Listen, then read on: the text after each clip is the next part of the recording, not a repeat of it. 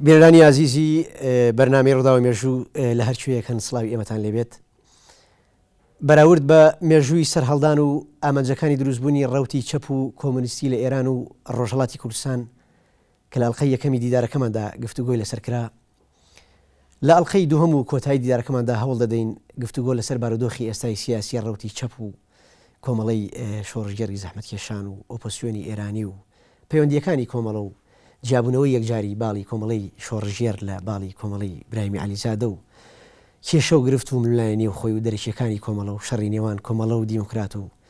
پێگاتنەکانی ئەم دوایی باڵی مستەفای هیجری و حیزبی دیموکرات لەگەڵ کۆمەڵی شۆڕژێر و بارودۆخی ئێستای کۆماری ئیسلامی و دانوستانەکان و ئایندەی ڕەوتی چەپ و کوردانی ڕۆژهەڵات بەردەوامین و درێژە دەدەین بە گفتوگۆ لەگەڵ زۆر بەڕێز عەبدوڵڵای موفتەدی سکرتێری کۆمەڵەی شۆڕژگێڕی زەحمەتکێشانی کوردستانی ئێران بۆ تەواوکردنی تەوەرەکان. مامۆستا گیان دووبارە بە خێراتنی گەرم دەکەین، خۆشحاڵین بە ئامادەبوونی لە بەرنامەکە. زۆر سپاس. کاک عەبدوڵڵا، ئێمە هەندێک تەوەری کورت و پرسیاری کورتمان مابوو لە تەوەری یەکەمی گفتوگۆکەمان، هەوڵێم لەم تەوەرە پەیوەستی بکەین و درێژەی پێ بین. یەکێک لەو ڕەخنانەی کە لە کۆمەڵایەک ژیرێ لە ئێستای ئەوەیە کە ئێوە لە ئەدەبیاتی سیاسی خۆتانە زۆر داخۆشی لە مافەکانی ژنانەکەن، بەڵام تا ئێستا هیچ ژنێک لە نێو ڕیزەکانی کۆمەڵە نەگەشتۆتە ئاسی سەرکردایەتی و بەسکرتێربوون و بەدەبیربوونی کۆمەڵە. ئایا ئەمە پەیوەندی بە چیەوەیە؟ ئەگەر تاقە ژنێکی شوبێتە سەرەوە ئەوە تەنها ناهێدی بەهمنیەکە خێزانی عەبدوڵڵای موفتەدی و هیچ ئافرەتێکی تر نەیتوانی و ئاستە ببڕێت. هۆکاری چی وا دەکا کە کۆمەڵە ڕێگەی نێدابێ ژنان لە پۆستی باڵایە کاری سیاسی بکەن؟ ئاخر چۆن بڵم هۆکارەکەی چیە؟ من هەر خۆی لەسەر پرسیارەکە کێشەم هەیە. وەڵام بەرەوە ئەسڵەن وانە ئەوە ڕاست نییە. ئەوە ڕاستە کە کۆمەڵە پێشەنگی خەبات بۆ ئازادی و ڕزگاری ژنان بووە لە کوردستانی ئێران. یەکەمین پارتی سیاسی کوردیە کە ژن بەشدارەکە هەم بە سیاسەتی و هەم بە چەکدارکردنی، هەم بە سیاسەتی هەم بە چەکدارکردنی. ئەوە ئەستەن دەستکەوتێکی کەم نەبوو بۆ کوردەواری 35 ساڵ لەوە پێش کە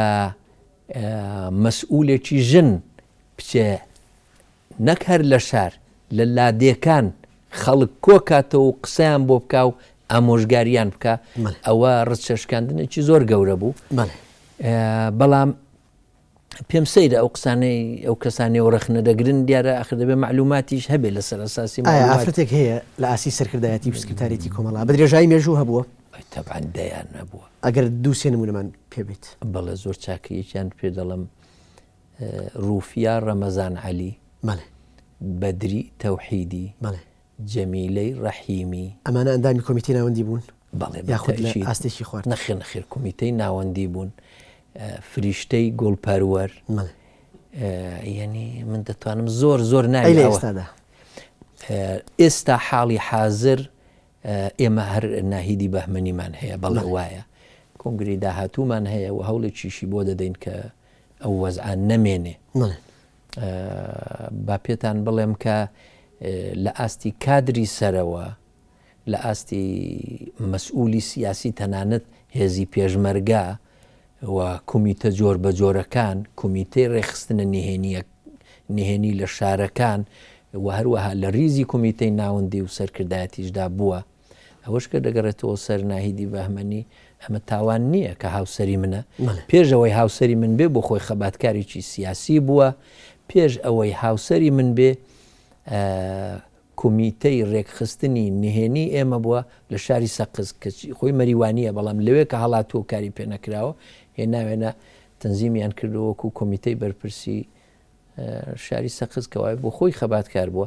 مەسئولی سیاسی یەکەم دەستە پێشمەرگەی ژن بووە لە کۆمەڵەدا کە چەکدار کراوە، ئەو بەرپرسی سیاسیەکەی بووە. کادرێکی کۆنی کۆمەڵە بووە. بەڵێ کادرێکی کۆنی کۆمەڵێ و بخۆی توانایی هەبووە و حەقی بەسەر ئەوە نییە. هەمووشی بە ئینتیخاباتە. ئێمە لەو حیزبانە نین بە چوزانم دانوستان و قوربان و سەدەقە و هیچ شتێک غەیری دەنگدانی ناو کۆنگرەکان نایخوا بۆ ئێمە. کەواتە بۆچی تا ئێستا عەبدوڵڵای موفتەدی لە هیچ شتێک لە کۆنگرە و هەڵبژاردنەکانە منافیسی نەبوو، کەسێک جگە لە خۆی نەبووە سکرتێر؟ جا بە پێت بڵم سکرتێری منیش تۆزێک بە ئەفسانەوە تێکەڵاو بووە. من لە 1982 بووم بە سکرتێر بەر لەوە دیارە کەسێکی بێنفوز نەبووم ڕنگ بێ قسەم ڕۆیشت بێ بەڵام قسە لە پۆستە نە لە بارێکی معنەوی و سیاسی و خەڵک بە قسەم بکەن نێو حیزبەکەمدا من قسەم ناڵم نەڕۆیشتووە بەڵام لە 1982 من سکرتێر بووم تا کۆتاییەکانی 83 هەرەوەندە دواتر کەم نییە بەڵام ناکەم نییە ساڵێکە ساڵێک وردەیەەکە لەو ساڵ و وردەیە دوایە حیزبی کۆمۆنیستمان پێکێناوە لە حیزبی کۆمۆنیستدا من سکرتێری کۆمەڵای ینی بەشی کوردستانەکەی نەبووم بەشی ڕێکخراوی کوردستان نەبووم و کاکبرامی علیزادە بووە لەو وەختەوە تا ئێستا ینی نزیک 30 ساڵە من نەبووم کاکە من کەسێکی ناودار بووم ناسیویانم زمانم هەبووە قسەم هەبووە نووسینم هەبووە کاریگەریم هەبووە بەڵام پۆستی باڵای سیاسیت نەبووە سکرتێر نەبووم سکرتێر نەبووم کە حیزبی کۆمۆنیستی ئێرانمان پێکەنا پێم وایە ساڵ نوێک 2 ساڵیش سکرتێری ئەو بووم ئەوەش نەماوم لە 2000ەوە من بوومەوە کە کۆمەڵی شۆڕژگێر نەمانتوانی هەڵکەین خۆزگەشت بەیەکەوە بمانتوانی باە ماوەیەکی کە هەڵکەین و ئەگەر لە من دەپرسی هەمومان بەیەکەوە ئەو ئاڵوگۆڕە سیاسی و فیکریەمان تێپەر کردبە ئەوە نەکرا کاکسەی برایم و هاوڕێیانی دیکە پێیان باش بوو لە چوارچەوەی خەتی حیزبی کۆمۆنیست و قواری حیزبی کۆمۆنیستدا بمێننەوە ئێمە نەخەتەکەمان قوبول بوو نە قوارەکەی کە هاتووی نەدەرێ بەڵێ لە 2000ەوە تا ئێستا کە ئەکاتە نزیکەی 13 ساڵ بەڵێ وایە هیچ منافسێکی نەبوو عەبدوڵای موحتەدی دەوترێت ئەمە ئەوەندەی کە میراتێکی سیاسیە عەبدوڵای موحتەدی لە عەبدوڕەحمانی موحتەدی باوکیەوە کە یەکێک بۆ لە وەزیرە دیارەکانی کۆماری کوردستان بۆی بەجێماوە ئەوەندە پەیوەست نییە بە توانا و مەهارەی سیاسی موحتەدی خۆیەوە ئەم قسەیە چەند ڕاستە یەکەم پێش ئەوەی من تەمەنم بگاتە 18 ساڵی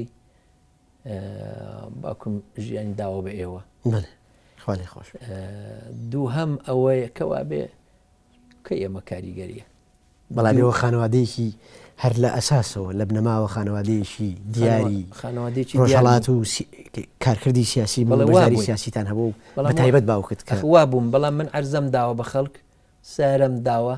پارەم داوە ئەسم بۆ خۆم هەمە تابیدەم بە ئەوان لەبەرەوە هیچ کام لەوانە نەبوون ڕنگ احترامی بنەماڵەی ئێمە ئەوەیە میراتێکی معنەوی سیاسی بەڵێ میراتێکی معنەوی سیاسی ڕنگ بێ هەبێ بەڵام باوەتان پێ بڵم کۆمەڵە حیزبێکە زۆر سربزێ و ئەندامەکانیشی ئاوان و من دڵنیام شعوری ئەوان و تێگەیشتنی ئەوان زۆر لەوە بەرزترە کە تەنیا لەسەر حیسابی بنەماڵەیی دەنگ بدەن بە من یا هەر کەسێکی دیکە دیارە شتێکیان دیوەتەوە لە مندا بۆیە دەنجاندەوە دەوترێت چەند جارێک بە مناڵی عەبدوڵای موحتەدی بەشداری کۆبوون و وسوی خواردنەکانی کۆماری کوردستان بووە هیچ شتێک لە یادی موحتەدیە ماوە لە ڕۆژگارەیە من تەمەنمەوەندە نییە کە تەمەنمەوەندە نییە کە هیچت بیر نایە لەسەر کۆماری مەهاباد ڕووخاوە و ئیعدامەکان کراون جا من لەدایک بووم لەبەرەوە من ئەو جیلەنیم بەڵام من لەو کۆبوونەوە سیاسیان من لە کۆبوونەوەی سیاسی وەکو منداڵ لەوانێت چوم چام بۆ دانابن یا خزمەتم کردبن من لە کۆبوونەوەی سیاسی پیاوە گەورەکاندا بەڵێ زۆر بەشدار بووم بنەماڵەی ئێمە ئەو ساڵانەی کە لە تاران بووین وەک ماڵی ئێمە وەک خانەقاوا بوو گەورە و چکۆڵە و هەموو کەس دەهات کوردی ژەوەندە زۆر نەبوو ئەو ساڵە لە تاران ئەو ساڵانە لە تاران بۆیە زۆر کەس دەهاتن من مەسەلەن لەوانە لە بیر مەساڵێکیان ئێمە منداڵ بووین من تازە دەگەیشتمێ کە باوکم بانجی کردین کوتی ئێستا یەکێک دێ میوانمانە نێوی حاج سەید عەبدوڵڵا ئەفەندیە ئەوە نەوەی شێخ عوبەیدوڵڵای شەمزینانە ئەوە گەورەی کورد بووە ئەوانە بنەماڵەیەکی زۆر گەورن ئەگەر هات دەستی ماچکن ئەگە هاتووە من دەستم ماچ کردووە و کەوشم بۆ داناوە دیارە ئێستا شانازی پێوە دەکەمەوە لەوانەوە بگرە تا ئەنواعی خەڵکی سیاسی تا ئەو کادرانەی وەختی خۆی لە کۆمەڵی ژێکافدا بوون بەڵام تازە دەورەی خەباتی سیاسیان نەما بوو ڕێگەی خەباتی سیاسی ئەو جۆرە خەباتە بەسترا بوو لە ئێران بەڵەوانە هاتوو چۆی ماڵی ئێمەیان کردووە و دۆستی بنەماڵەی ئێمە بوون، زۆر کەس لەوانە لە دامەزرێنەرانی کۆمەڵی ژێکاو بوون، لە کەسایەتیە سیاسی و ڕۆشنبیریەکانی کوردستان بوون، زۆرێک لەوانە هاتوون و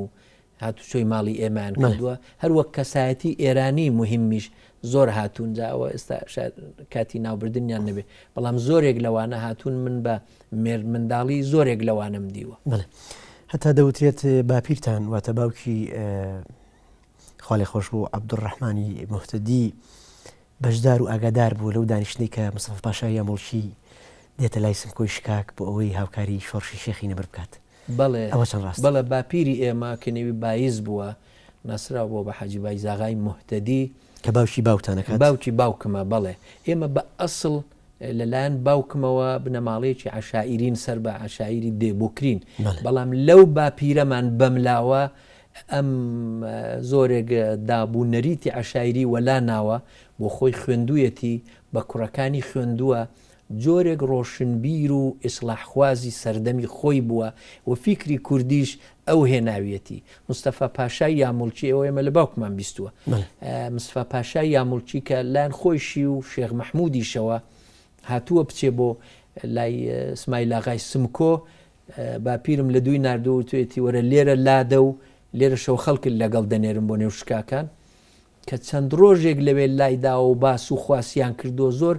باوکی من دەجێڕێتەوە دەڵە من گەنج بووم و لەوێ بەو قەناعەتە گەیشتم لەو مناقەشەی باوکی خۆی کە دەکاتە باپیرمان لەگەڵ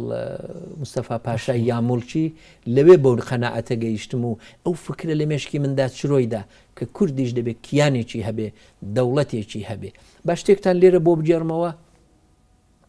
دکتۆر کەریمی سەنجابی هەبوو، ئەوە جێگری دکتۆر مصدق بۆ وەختی خۆی لە کەسە گەورەکانی جەبهەی میلی ئێران بوو زمانی مصدق و لە ئۆپۆزیسیۆنە ناودارەکانی زمانی شابوو. ئەمە لە عێلی سەنجاوین کوردن، مامی ئەو من دکتۆر سەنجاویم بۆ حسابە دیوێشێک لەوانە بوو هاتوچۆی باوکمی دەکرد و من لە بیرمە ناوەندیم دەخوێند، دەوری ناوەندی و مەشتازان کۆشت نەچوو بووم، جارێکیان شعری هەڵۆ هەیە کە سوارەی ئامۆزام دایناوە، سوارەی ئیلخانیزادە بەڵێ ئەو دایناوە، باوکم لێ پرسیم کتیارە عەبدوڵڵا دکتۆر سەنجابی کووردە، بەڵام ئەو کوردیەی لای ئێمە نازانێ ئەو سۆرانیە، بە سۆرانیەکە دەیدەمێ شێعرەکەی، دەتوانی بۆی تەرجەمەکەی بە فارسی؟ من ئەو شعری هەڵۆم لە کوردیەوە بۆ کردەوە بە فارسی و داومە بە دکتۆر سەنجاوی. جا مامی ئەو دکتۆر سەنجاویە کە دیارە خۆشەویستی دەستگای سوڵتانەکانی عوسمانی بووە و چووە بۆ غەزای ڕووسەکان لە جەنگی یەکەم کە لەوێوە هاتۆتەوە لە ماڵی باپیرم لایداوە. باپیرم ئەو وەختی گەنج بووە و ئێستا کتێبەکەی بڵاو بۆتەوە لە ئێران، دەڵێ لەگەڵ کەسێک بەنێوی بایز کە هەمان حاجی بایزاغای موحتەدیە لە ماڵیان میوان بووم و بە پێشنیاری سەرداری بۆکان کە ئەوان دایک باوکمانەوە خزممان بە پێشنیاری ئەوان چوینە ماڵیان، من پێم وا بوو کورد دەبێت لەگەڵ ئێران بن و لە ئەوان بناغی ئێرانیان داناوە، کەچی ئەو برادەرە کێشەی زۆری لەگەڵ کردم، کوتی کورد بۆ خان میلەتن، میلەتێکی جیاوازن، دەوڵەتی خۆیان دەوێ، کیانی خۆیان دەوێ، کەوابێ دەتوانم بڵم ئەوە چوو بۆ 100 ساڵێک ئەو فکرە لە باپیرم و لەوانەوە لە بنەماڵی ئێمەدا ماوەتەوە. بۆیەش منەوە بە تەواوی ڕەت دەکەمەوە فکری کوردی یەکێک لەو فکرانەیە کە هات ئێمە پێی گۆچ کراوین. زۆر باشە. لە ئەڵقەی یەکەمی دیدارەکەمانە ئاماژەت بە لێکردنەوەی چەمکی ڕادیکاڵی کرد لە چەپ و کۆمەڵە. دەوتری لە ئێستا کۆمەڵی شۆڕژگەر کێشەی شوناسی هەیە، کێشەی ناسنامەی هەیە بۆی کە هەندێک جار داخۆشی چینایەتیەکە، هەندێک جار داخۆشی نەتەوایەتیەکە، هێشتا ساغ نەبۆتەوە لە بینی فیدراڵێت و سوسیال دیموکراتە، سەرەتا لەگەڵ کۆمونیستەکان یەکە گرن دواتر جا ئەبنەوە. پێت وایە ئەم ئیشکالی شوناسەی کۆمەڵی شۆڕژگەر پەیوەندی بە چیەوە هەیە؟ فەیسەڵ با پێتان بڵم بەدەگمەن حیزب و ڕەوت و تاک هەبووە لەم 50 ساڵەدا گۆڕانی بەسەر نەهات بێ، تەنیا ئێمەنی ئەمە یەک. بەڵام بە ئەوەتان ئەرزکەم ئێمە ئەوە ئێستا 15 ساڵ زیاترە حتا ئەو وەختەی کە لە ناو حیزبی کۆمۆنیستی ئێرانیشدا مابووینەوە لە چەند ساڵی ئاخریمانەوەشماندا من خۆم یەکێک لەوانە بووم زۆر ڕەخنەگر بووم لە ئەزمموی حیزبی کۆمۆنیست و زۆر یەکێک لەو کەسانە بووم کە پێم وابوو کۆمەڵەی پێش حیزبی کۆمۆنیست خەتەکەی ڕاست و دروستتر بووە و زۆرتر بە قازانجی کورد و بە قازانجی کۆمەڵانی خەڵکی کوردستانە و ئێمە دەبێ بچینەوە سەر ئەو خەتە و عاقیبەتیش وەختێک زۆر قسەکان چەند ساڵ ئەو قسە توولی کێشا و کۆنگرە و سمینار و نووسرا و شتی زۆر لەسەر کرا سەرنجام جیابووینەوە کەوا بێ من پێم وابوو ئێستاش پێم وایە ئەزمونێک کە لە جیهاندا بە ناوی کۆمۆنیزم ناسراوە ئەو ئەزمونە شکستی هێناوە نابێ جارێکی دیکە ئێمە بچینەوە سەر ئەو خەتە بەڵام عەداڵەت و دادپەروەری کۆمەڵایەتی خزمەتکردن بە چینە چەوساوەکان و هەوڵدان بۆ ئەوەی کە پشکی ئەوان لە ئابووری و سیاسەتی وڵاتدا پشتێکی شیا و گونجاو بێ ژێر پێ نەخرێن و پاماڵ نەکرێن ئەو شتێکی زۆر ڕاستە و هەموو حیزبی سۆسیال دموکراتەکانیش ئەوە دەڵێن و 150 ساڵیشە لە ئوروپا هەوڵی بۆ دەدەن ئەمە ناکۆک و ناتەبانیە لەگەڵ کوردایەتی و کوردبوون و خەبات بۆ ڕزگاری کورد چێ دەڵە کورد دەبێ هەر لەلایەن دەستە ڕاستیەکانەوە چێ دەڵە سۆسیال دموکرات و چەپ و پێشکەوتن خوازی کورد نابێ کوردستان ڕزگارکەن چێ دەڵە دوانە ناتەبان لەگەڵ یەکتر بەڵێ بەڵام مەبەستەکە ئەمەیە ئێوە لەگەڵ هەڵتنتان بۆ کوردستانی باشوور حیزبی کۆمۆنیست دروستەکەن و لەگەڵ ساهەندیەکان یەکەگرن لە کاتێکا دەوترێت بەڕێزجەلات تاڵەبانی داوای لە ئێوە کردووە کە لەگەڵ ساهەندیەکان یەک نەگرن هۆکاری دروستبوونی حیزبی کۆمۆنیست و دواتر یەگرتنی ئێوە لەگەڵ ساهەندیەکان و دواتر جیابوونەوەتان پەیوەندی بە چیەوە هەبوو تۆ یەکێک بووی لەوانەی کە ئاڵا هەڵگری ئەو بوویت بەڵام دواتر پاشگەزی بیتەوە پێ وایە کە یەکێک لە هەڵە مێژوویەکانی کۆمەڵە ئەوە بۆ کە تێکەڵ بە حیزبی کۆمۆنیست بوو ئەم ئینقیلابە بەسەر فکری موحتەدیا پەیوەندی بە چیەوە هەیە ئەگەر شی بکەیتەوە بۆ بینەران یەکەم جارێ مام جەلال و زۆر دۆستی دیکەش داوایان لێکردین خۆزگا وەختی بە قسەمان کرد بەڵام نەتان کرد بەڵام نەمان کرد ئەوە ڕاستە دووهەم ئەوەیە ئێمە تەسەورمان ئەوە بوو کە ئەو جۆرەی کە چەب لە کوردستان بەهێزە کە بەڕاستی بەهێز بووی تر کۆمەڵە حیزبێکی بەهێزی گەورەی خاوەن سەرتاسەری و هەموو کوردستانی گرت بۆ ئەو لەبەر ئەوە ئێمە پێمان وابوو بە دروستکردنی حیزبی کۆمۆنیست لە ڕاستیدا وا دەکەین کە ئەم خەباتەی ئێمە و ئەو بزوتنەوەی ئێمە و ئەو نفوز و پێگە جەماوەریەی کۆمەڵە لە کوردستان هەیەی بگوێزرێتەوە بۆ باقی ئێرانیش لە بیریشمان نەچێتەوە کە ئەو سەردەمە چەپی ئێران زۆر لە ژێر گوشاردا بوون خەریکی پەرتەوازەبوون بوون سەرکوتکردن و قەڵتوبڕکردن و گرتن و کوشتن و ئەشکەنجەکردنیان زۆر لە ئارادا بوو ئێمە پێمان وابوو چۆن بڵێم چواردیواریەک منزڵێک خێوەتێک دەکەینەوە بۆی چەپی ئێران لەو نەهامەتیە نەجاتی بێ بتوانێ هەستێتەوە بتوانێ ئەویش لە شوێنی خۆی ئێمە چیمان کردەوە چۆن بووین ئەویش لە شوێنی خۆی ئەوە بکە بەڵامەوە نەکرا ساڵێک 2 ساڵ 3 ساڵ بە سەرمایە و بە پارە بە هێزی ئینسانی بە کادر بە ڕاگەیاندن و خەباتی سیاسی بە هەموو شتێک هەوڵماندا کاکە ئەو تۆوەی ئێمە برمان لێوی بیچێنین لەو ئەرزە شین نەبوو نەڕوە ئێمە دەبێ ژیر بین ئێمە دەبێ بیر بکەینەوە ئەگەر ئەم پرۆژە نەیگرت بیر بکەینەوە نابێ عەبدی پرۆژەیەکی دیاریکراو بین ئێمە پێمان وابوو بۆیە زۆری پێ نەچوو دوای چەند ساڵێک وردە ئەو فکرە هات ئەرێکا کە حیزبی کۆمۆنیست بۆ لە باقی ئێران نەیگرت هەر کۆمەڵەکە ماوینەوە و ناوی خۆمان ناوە حیزبی کۆمۆنیست ئەسە مشکلی ئێستاش ئەوەیە ئێرانی تێدا نیە ناکورد بەدەگمەن مەگەر بەدەگمەن تاکوتەرا یەک لێرە یەک لەوێ دەنات جاران ئەوەندەی جارانیش تێیدا بوو ئەوە نەماوەتەوە هەر کوردەکەیە ئەخە بۆچی ناوی خۆمان بنین حیزبی کۆمۆنیستی ئێران و لە خۆمانی بگۆڕین کەوا بێ پێمان وابوو بەڵێ من وردە بۆ قەناعەتە گەیشتم کە وردەش بۆ قەناعەتە گەیشتم لە پەناوپەسیوان باسم نەکردووە ویتەویتم نەکردووە نەم کردۆتە شتێکی شەخصی بە سیمینار بە نووسراوە بە مناقەشەی نەزەری و تێئۆری ئەبەوانە هێناومەتە گۆڕێ و هەوڵم داوە چون من یەکێک لەو کەسانە بووم کە هەمیشە کاریگەریم لەسەر خەتی سیاسی کۆمەڵە بووە بۆیە پێم وایە بۆ ئێستاش پێم وایە خەتی سیاسی کۆمەڵە دەبوو کە ئاوە بەلای حیزبی کۆمۆنیست داچوو بوو دەبوو بێنیەوە سەر هێڵی پێشووی خۆی ئەمن هەوڵم داوە ئەوە بکەم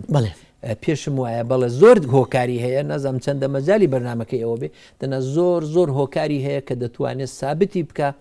ئەو چوونەی ئێمە بەرەو حیزبی کۆمۆنیست هەڵە بوو و زەرەری لێداین و زەرەر لە نیوەشی بگەڕێتەوە لە هەر جێکەوە بگەڕێتەوە قازانج. تۆ لە دیدارێکی ڕۆژنامەوانی ئاماژە بۆ کردووە کە برادرانی حیزبی کۆمۆنیست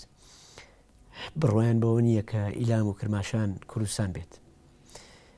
ئاماژەش بەوە کراوە کە حەسەن ڕەحمان پەنا ئەندامی کۆمیتەی ناوەندی باڵی کۆمەڵی ئیبراهیمی عەلیزادە پێی وایە گەر ئیلام و کرماشان کوردستان بێ دەبێ خلیجی فارسیش بکەین بە کوردستان. ئایا بەڕاستی ئەوان بڕۆیان وا بووە کە ئەو شارانە شاری کوردی نین؟ ڕاستی دەبێت لە خۆیان پرسی. من لە تۆی ئەپرسم تۆ ئاماژەت بەوە کردووە لە دیدارێکە. ئەوەی کە من ئەخر ئەوەی کە جەنابەت پێشتر پرسیت بۆ باری سەرنج نادەنە سەر ئیلام و کرماشان لە وەڵامدا وتم نانایە مە زۆرمان سەرنج داوەتە سەر ئەوە و هێشتاش کەمە. بەڕاستی ئەو کرماشان بە زۆر جاری وتومە کرماشان بە پایتەختی داهاتووی کوردستانی ئێران دەزانم بە مرکزی داهاتووی کوردستانی ئێران دەزانم بەڵام با ئەوەتان پێ بڵێم کە ئێمە باسی ئیلام و کرماشانبانن بەرەوی کوردستان دەکرد لە زیاتی ئەمە وەک ئەمرێکی واقع لێمان قبولکەن زۆرتر لە حیزبی کۆمۆنیستی ئێرانەوە وەڵامیان دەداینەوە کە ئاها ئەوە کرماشان و ئیلامیشیان کرد بە کورد. ئێمە نەمان کردوتە کورد مێژوو کردوێتە کورد. قسە لەوەیە چەندە لە خەباتی سیاسی کوردیدا ئەوان تێکەڵ دەبن ئەژینە کوردن لە ڕووی ئەتنیکی و مێژووی و هەموو شتێکەوە کوردن. باشە لەگەڵ هاتنتان بۆ باشووری کوردستان پارتە کوردیەکان چەند هاوکاری ئەوە بوون یاخود بە پێچەوانەوە چەند هێزگەلێک بوون کە فشار لەسەر دەسەڵاتی سیاسی و سنوودارکردنی سیاسەتی ئێوە بەرامبەر بە ئێران فشار دروست بکەن. ئایا ئەوان یارمەتی دەربوون بۆ گەشەی سیاسی ئێوە یاخود هەندێک جار ناچارێکن بۆی کە لە زۆر شت بێدەنگ بن و خۆتان لە زۆر شت پارێزن؟ بەگشتی دەتوانم بڵم یارمەتی دەری ئێمە بوو بەڵام نەشتوانین ئەوە نادیدە بگرین کە ئەوان التیزاماتێکیان هەیە و دەوڵەتی کۆماری ئیسلامی ئێرانیش دەوڵەتێکی بێڕەزا و بێبەزەیی و بە بڕوای من بێ پەیمانە و ئەم کیانەی کوردی لە باشووری کوردستانیش ئەگەر ناعیلاج نەبوایە ئەوەشی قبول نەدەکرد هەتا توانیشی نەیهێشت سەر بگرێ بەڵام کە ئێستا سەری گرتووە دەبێت تەعامولێکی لەگەڵ بکە. بۆیە ئێمە ئەو ئیلتیزاماتەمان زانیوە بەڵا هەندێک مەحدودیەت و هەندێک بەرتەسکردنەوە هەتا هاتووە زۆرتر بووە بە سەرکاری ئێمەدا ئەوەش ناتوانین نادیدە بگرین. دەوترێت ئەپڵای موحتەتی زیاتر لە برادرانی یەکێتیەوە نزیکە و هەندێک جار پەیوەندی نێوان سەلاحەدینی موحتەدی برایی کردوتە هۆکارێک بۆ نزیک بوونەوەی لە یەکێتی و وەرگرتنی هاوکاری لەو حیزبە و کۆنتاکتێکی سیاسی. ئەم قسەیە چەند ڕاستە؟ کاک سەلاحەدینی موحتەدی خۆی کەسایەتیەکی سەر بەخۆیە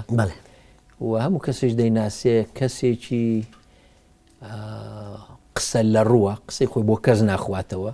ڕخنە لە هەموو کەس دەگرێ لەوانەیە بڵم ڕخنەی لە ئێمە زیاتر گرتووە تا خەڵکی دیکە و لە بڕیاردانی سیاسی کۆمەڵەشدا بەڕاستی ئەو دەستی نەبوو نییە لەبەر ئەوە ئەمە سیاسەتی خۆی بۆ خۆیەتی کاکسەلا دیارە هەم زۆری یارمەتی کردووە بۆ کۆمەڵە و ماڵی و ژیانی و هەموو شتێکی لەسەر ئێمە تووشی ئەو وەزع لێ هاتووە ئێمە قەدری دەزانین و هەموو جەماعەت ڕێزی لێ دەگرن وەکو کەسایەتیەکی کورد و برایەکی گەورە بەڵام بەڕاستی بە حیاتی لە دانیشتنێکی کۆمیتەی ناوەندی کۆمەڵەدا نەبووە بڕیارێک بدا یا شتێک فەرز بکە. بەڵام ئەوترێ لەگە برادرانی پارتی هیچ باش نینەوە کۆک نین بەوەی کە کێشەی کۆنی بنەماڵی ئێوە لەگەڵ بنەماڵی بارزانەکانە هەیە ئایا ئەم قسە چەند ڕاستە بەڵام پاش وەرگرتنی ناوبڕێک پاش وەرگرتنی پشوویەک وەڵامی پرسیارەکەم بەرەوە ڕێزان پشوویەک وەرەگرین و دواتر گەڕێنەوە وڵاتە